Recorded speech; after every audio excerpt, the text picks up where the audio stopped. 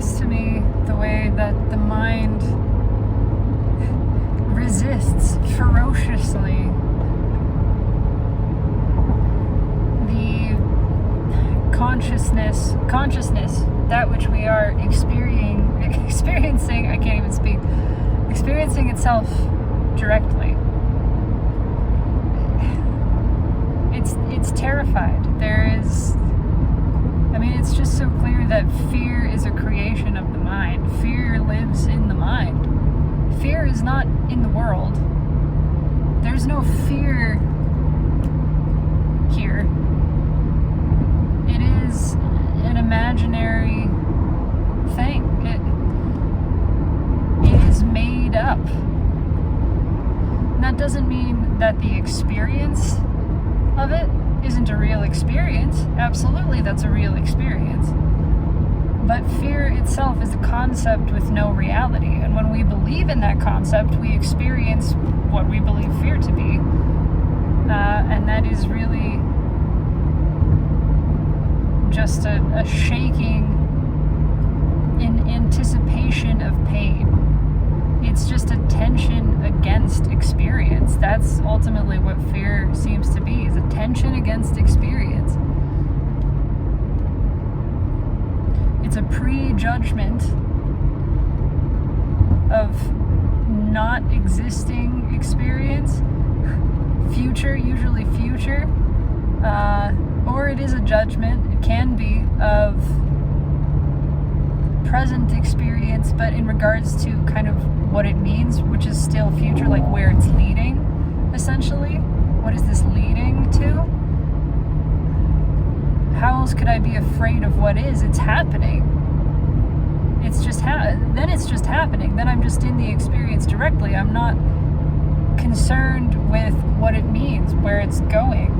I'm not tensed against anything. It just is. Fear seems to always have this future apprehension in it, this meaning of impending doom, of incoming pain.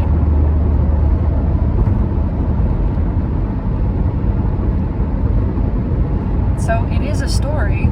It is a projected narrative about reality, which is not and can never be a substitute for reality. It's not reality itself. It can't be. And in the facing and experiencing of reality, there may be intense sensation, tremendously intense sensation, that draws forth cries and yelps.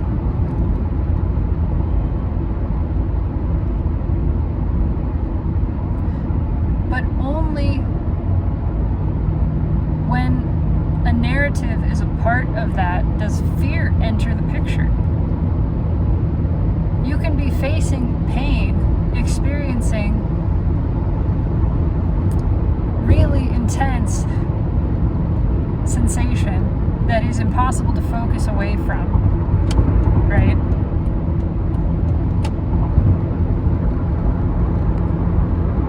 But you can be experiencing that very sensation as pleasure, as something totally different.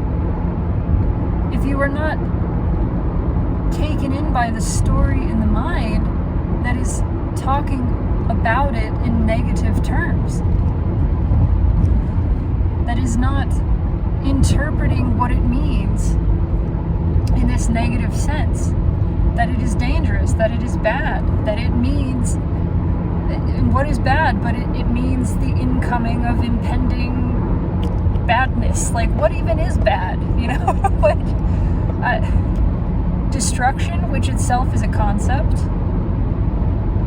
because what does that mean? We just keep asking, what do these words mean? And we discover that they are all ideas, they are all invented, actually.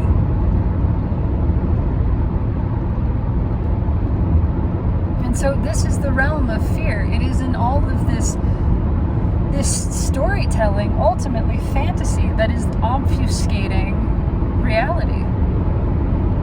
And And this is why the mind has this obsessive fear with nothingness, and why it so tremendously resists your experience of being empty, because it has a concept of nothingness. It's not even able to experience the reality of it. It is projecting and filling in the reality of what is emptiness, which is spacious, which is open. It's not devoid, but that's the concept. That is the concept. The mental concept of nothing is lack. It's a scarcity, it's a lack, it's something missing. That's what the mind believes nothingness to be. And so it's terrified to let you go to this place of pure being where you actually empty yourself. But only in emptying yourself can you receive. And the moment you do, you realize that empty is not lacking. Empty is full. Like, this emptying is just an ending of projection. It's just you stopping talking. And when you stop talking and you hear everything, you're actually listening, you're actually hearing, you're actually receiving. You don't feel the impulse to talk. You don't need to talk. Everything is being received. Everything that could be communicated is being communicated in a very different way. There's really not anything to talk about here. That doesn't mean there's nothing happening. In fact, everything is happening. It's so hard to describe because, again, the mind doesn't get it. It hears all of these words and it interprets them into concepts, and then it creates its own narrative. It's not actually even hearing the words, it's telling its own story. Every word that is spoken, the mind has a story about. And so, how do we even communicate anything accurately to each other? Because our minds are all interpreting every sentence their own way. There's a story about the story that you're telling me, and so I'm not even hearing what you're telling me. I'm hearing what the mind is interpreting, is communicating. We're not, speaking about the same thing.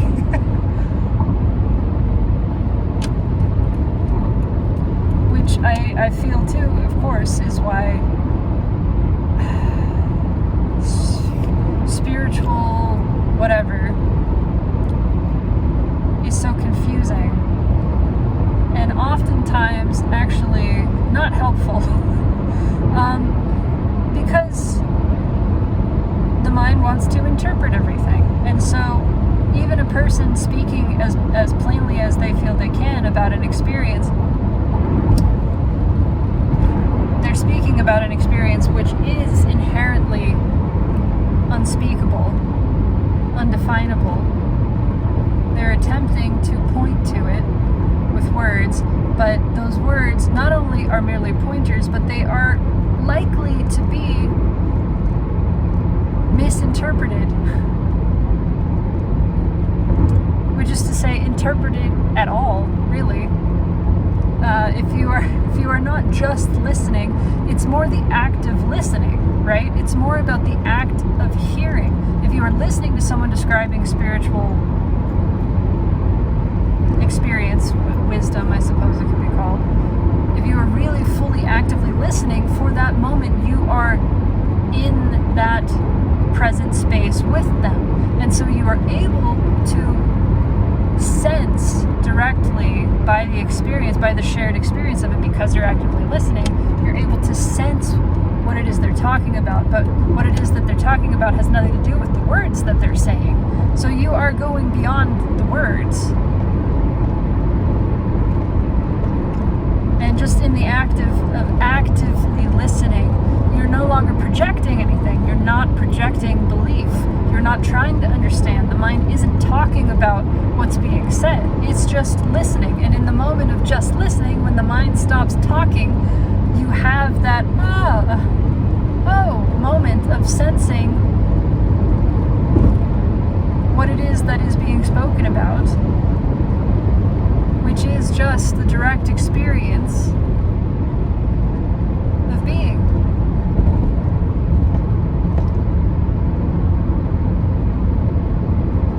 Of this emptiness. You're not being anything in particular. You're not being nobody because being nobody is being somebody. You're not believing nothing because believing nothing is believing something. You're not projecting anything. You have stopped the projection. So there's a difference between believing nothing and just not believing.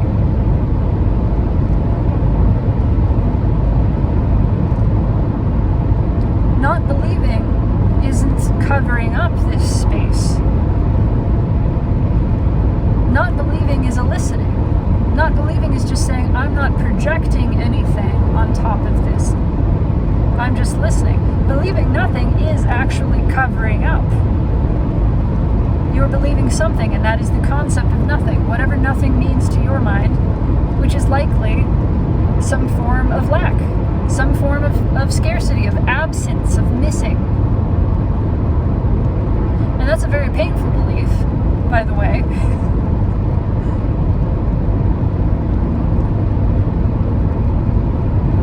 But not believing, whereas believing nothing is like a holding of the breath, not believing is a gentle exhale, and then finding that your lungs are filled again. Finding that they are filling themselves. It's like something about the mind is like it's trying to breathe. It's like if it believes that if it isn't actively breathing that you're gonna stop, right? That if it stops holding the breath in, there's not gonna be another one somehow. But when you just stop, when you relax, when you realize that the mind is telling a story that it can't understand, it is making something up. It always is. Every story, every interpretation that the mind has is made up. So if you want to know what really is, you have to stop telling stories. Not tell a new story about what is. Stop telling stories. Give up the storytelling. And that is an act of faith. That is terrifying to the mind. And not just one time. Maybe for some people they do it just once and that's it, and they're like all in.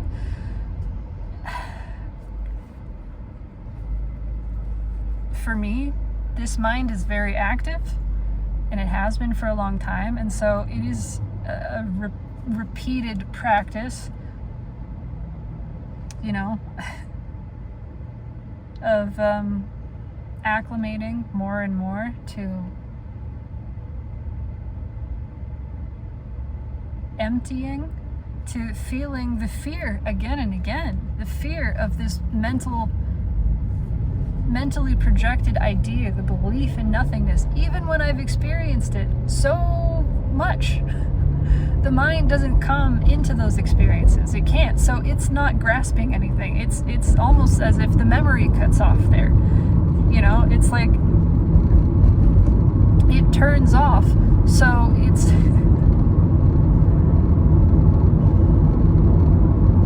not really integrating. I think it gradually is, but this is an experience that is beyond mind, and so of course mind can't go there. It can't trust it, and it doesn't. It continues not to trust it.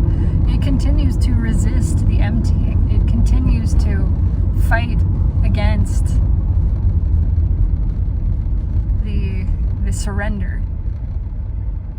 It feels every time to it like, no, this is going to kill me. No, this is bad. No, this is death. This is destruction.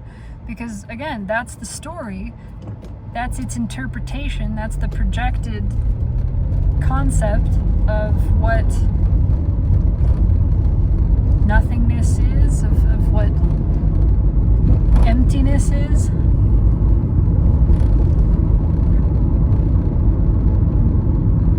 And because it thinks nothingness is death, it would rather be full of suffering, would rather be full of pain.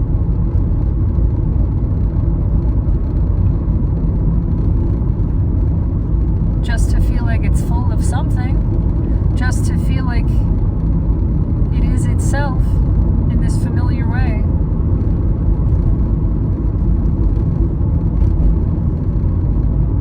It says, I would rather be alive and suffering than die, because that's what it believes that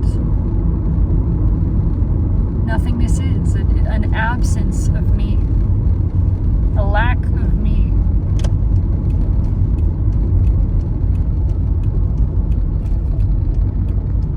That is not the reality, but only in being very curious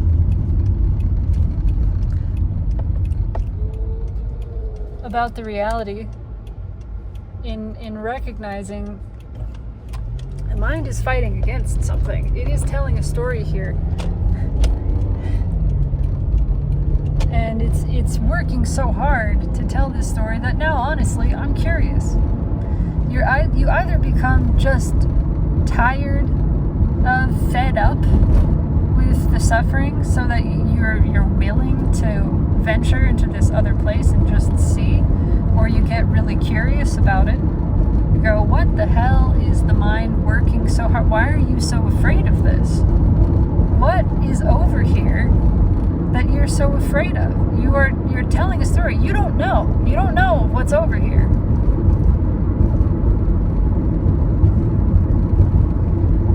And you're imagining it in this doom and gloom scenario. And, you know, I'm going to check it out. What actually is emptiness? What if I let emptiness describe itself to me by the experience of it? What if I stop interpreting? What if I stop filling the space with a story, and I just let the space be empty, and I see what happens? What if I just see what happens? I let the space be empty and I see what happens.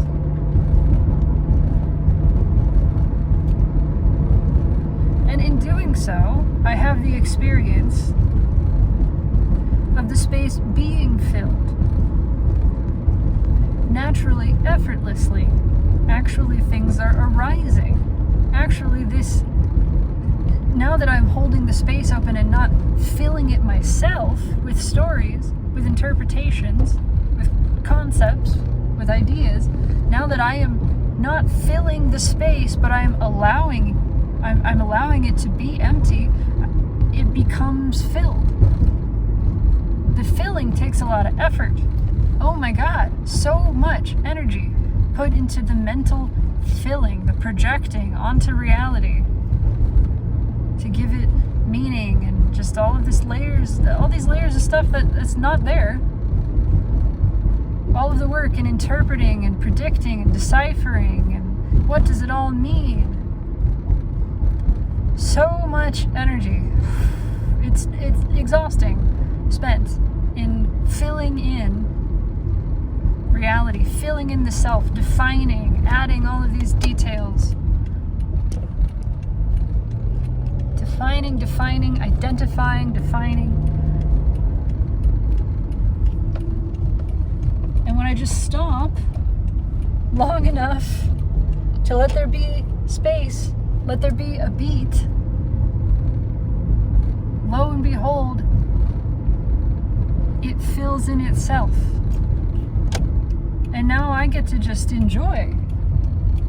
I get to be the recipient. I get to be the witness, the observer, the audience. I don't have to be performing.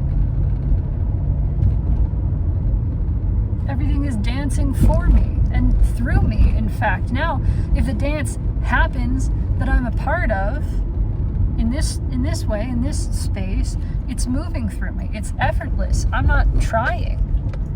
I'm not doing the filling. I'm not doing the dancing. The dancing is happening through me. It's like the breath. The breath is happening through me.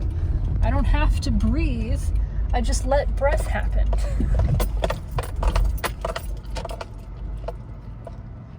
Anyway, time for tomato soup. That's all I have to say. I love you.